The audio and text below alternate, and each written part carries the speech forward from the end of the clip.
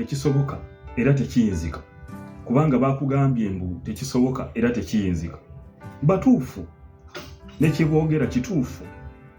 Waliwo ebitayinzika era ebitasoboka eri bo, eri ggwe nange waliwo ebitasoboka era ebitayinzika. Naye ate eri Katonda, kubanga ye si mwana wa muntu, byonna biyinzika. Ayogera ne Musa mu kitabo ky'Okuva essuula ey'omukaaga kuva ku olusoka n'eziddako awo nti ye Katonda omuyinza w'ebintu byonna. Mukama Katonda eyatonda ensi n'ebigirimu. Zabbuli essuula eya 24 olunya olusooka n'ennyiriri eziddako. Ayogera mu kitabo eky'okubikkulirwa essuula esooka olunyiriri olw'omunaana ti Alpha era ye Omega. Waali yaliwo era alibaawo, ye Katonda omuyinza w'ebintu byonna.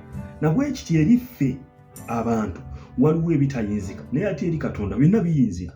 Oli ayinza okuddawo ne yeebuuza yavudde atya mu ddwaliro ng'abadde na ku kitanda era ku okisigeni nga ye alaba kizibu, naye ate eri Katonda kisoboka. Mu kitabo kya Danyeri essuula ey'okusatu, Misaki Saddulaaka Abedunego baasuulibwa mu muliro nga bagaanye okusinza ekifaananyi Nabukadduneeza kye yali ataddewo kisinzibwe, ekibumbe kye yali akoze mu zaabu. Mu muliro n'olugoye lwabwe terwajja. Ekyo oyinza okigamba omuntu atalina kukkiriza n'akikkiriza? Tekisoboka.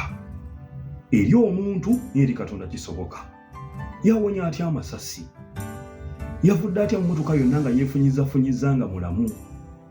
Tekisoboka. Kisoboka eri Katonda.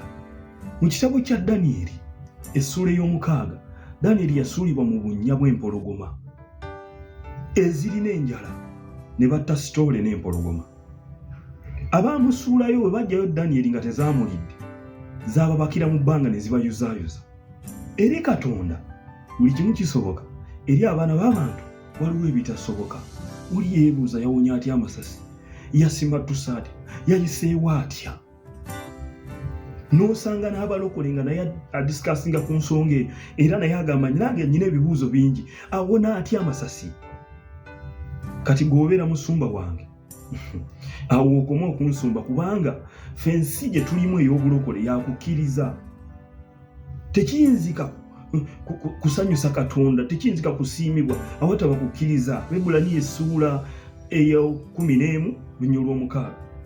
Tekiyinzika kusiimibwa awataba kukkiriza. Naawe ajja eri Katonda kikugwanira okukkiriza nti waali era ye mugabi w'empeera eri abo bonna bamunoonya. Tukkiriza nti Katonda waali ate asobola byonna. Kati gwe eri ggwe tekisoboka. Eri Katonda byonna bisoboka. Tokwangamu maanyi olitakulimbalimba, olitakumalangamu ssuubi. Yeremiya essuula eya 32 olunya olwa 26 na 27 agamba nti nze Katonda wonna abalina omubiri. Waliwo ekigambo ekinnema. Katonda ye yakutonda, abantu tebakumanyi. Tewali kigambo kirema Katonda. Abalowooza nti nno bakumanyi nga bakugamba nti tekisoboka, tebakumanyi. Katonda yakumanyi, amanyi bw'olifa amanyi ky'oliba. N'abazadde batuzaala tebamanyi kye tugenda kuba, bo bazaala mibiri, naye Katonda ye yakumanya. Yeremiya essuula esooka olunya olw'okuna n'olw'okutaano agamba nti yamanya Yeremiya nga tanaba na kubeera muntu lwa maama we, n'amussaawo kubeera nabbi eri amawanga. Nabwe kityo naawe bwe kiri, abantu tebakumanyi. Ne boogera bitya, naye Katonda akumanyi, kubanga ye muyinza w'ebintu byonna.